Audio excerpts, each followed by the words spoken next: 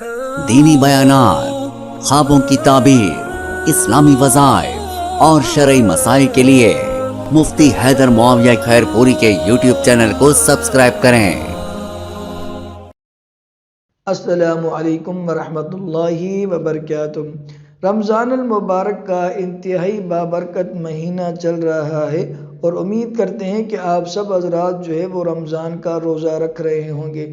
اس مہینے کی سب سے بڑی اور اہم عبادت جو ہے وہ رمضان المبارک کا روزہ ہے، ٹھیک ہے۔ اور رمضان المبارک کے روزے کی فضیلت احادیث کے اندر بہت زیادہ آئی ہے، اس لیے ہمیں جو ہے رمضان المبارک کے روزے کو بلا کسی عذر جو ہے قصداً جان بوجھ کے رمضان کے روزے کو نہیں چھوڑنا چاہیے۔ حدیث مبارکہ میں آتا ہے کہ جو شخص روزہ رکھتا ہے، رمضان کا روزہ رکھتا ہے، اس کے منہ کے اندر بدبو پیدا ہوتی ہے، ٹھیک ہے۔ وہ بدبو اللہ رب العزت کو مشک سے بھی زیادہ پسندیدہ ہے۔ اور جو شخص رمضان کا روزہ رکھتا ہے، دریاؤں کی مچھلیاں بھی اس کے لیے صبح سے لے کر مغرب تک، افطاری کے وقت تک جو ہے دریاؤں کی مچھلیاں بھی جو ہے اس کے لیے دعائیں کرتی رہتی ہیں۔ اور جو شخص رمضان کا روزہ رکھتا ہے، اللہ کے رسول نے فرمایا، اور روزے داروں کے لیے جنت کو ہر روز سجایا جاتا ہے، ٹھیک ہے۔ جنت کو ہر روز سجایا جاتا ہے۔ اس سے زیادہ اور کیا فضیلت ہو سکتی ہے کہ جنت کے 8 دروازوں میں سے ایک دروازہ خاص باب الریان روزے داروں کے لیے ہے، جو وہ اس دروازے سے صرف اور صرف جو ہے وہ روزے دار داخل ہوں گے۔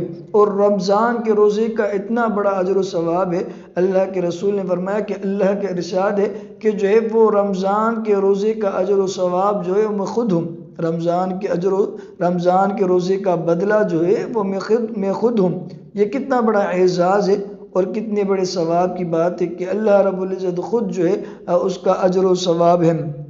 تو بغیر کسی عذر کے جو ہے ہمیں رمضان کے روزے کو چھوڑنا نہیں چاہیے، یہ بہت بڑا نقصان ہے۔ حدیث مبارکہ میں آتا ہے کہ جو شخص رمضان کا ایک روزہ، رمضان المبارک کے مہینے کا ایک روزہ جان بوجھ کر بغیر کسی عذر کے چھوڑ دیتا ہے، اگر وہ ساری زندگی ساری عمر بھی روزہ رکھتا رہے، اس کے رمضان کے روزے کے برابر اجر و ثواب نہیں پا سکتا۔ کتنا بڑا اعزاز ہے اور کتنا بڑا نقصان ہے کہ ساری عمر بھی ہم روزے رکھیں تو رمضان کے روزے کے برابر اجر و ثواب جو ہے ہمیں نہیں مل سکتا۔ یہ حضرت ابو ہریرہ رضی اللہ تعالیٰ عنہ سے جو ہے روایت منقول ہے۔ اسی طرح حضرت جابر بن عبداللہ رضی اللہ عنہ سے روایت ہے، فرماتے ہیں کہ اللہ کے رسول صلی اللہ علیہ وسلم نے فرمایا کہ جس شخص نے رمضان کا مہینہ پا لیا، ٹھیک ہے، رمضان کا مہینہ پا لیا اور اس کے باوجود بھی رمضان کے مہینے کا روزہ نہیں رکھا تو وہ شخص بدبخت ہے۔ کتنا بڑا نقصان ہے کہ جو شخص رمضان کا مہینہ پالے اس کے باوجود بھی روزہ نہ رکھے، تو اللہ کے رسول فرماتے ہیں کہ ایسا شخص جو ہے وہ بدبخت ہے۔ اب جس کو اللہ کے رسول کہیں کہ یہ بدبخت ہے تو اس کے لیے اور کیا نقصان ہو سکتا ہے۔ اسی طرح یہ اللہ کے رسول نے فرمایا کہ اسلام کی بنیادی 3 رکن ہیں، ٹھیک ہے۔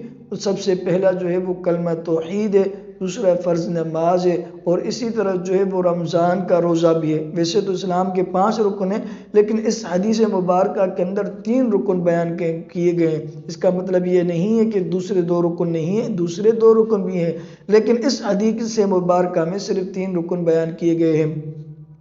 اللہ کے رسول نے فرمایا کہ اسلام کے 3 بنیادی رکن ہیں، کلمہ توحید، ٹھیک ہے، فرض نماز اور رمضان کا روزہ۔ اللہ کے رسول نے فرمایا کہ جو شخص ان میں سے کسی ایک کا بھی انکار کرے تو وہ کافر ہے۔ کتنی بڑی وعید ہے۔ کافر ہونے کا مطلب یہ ہے کہ ان میں سے کسی ایک کی فرضیت کا انکار کرے، یہ کہے کہ بھائی کہ نماز فرض ہی نہیں ہے، کلمہ توحید ہے ہی نہیں، ٹھیک ہے، رمضان کے مہینے کا روزہ ہے ہی نہیں، تو یہ اللہ کے رسول نے فرمایا کہ ایسا شخص جو ہے وہ کافر ہے۔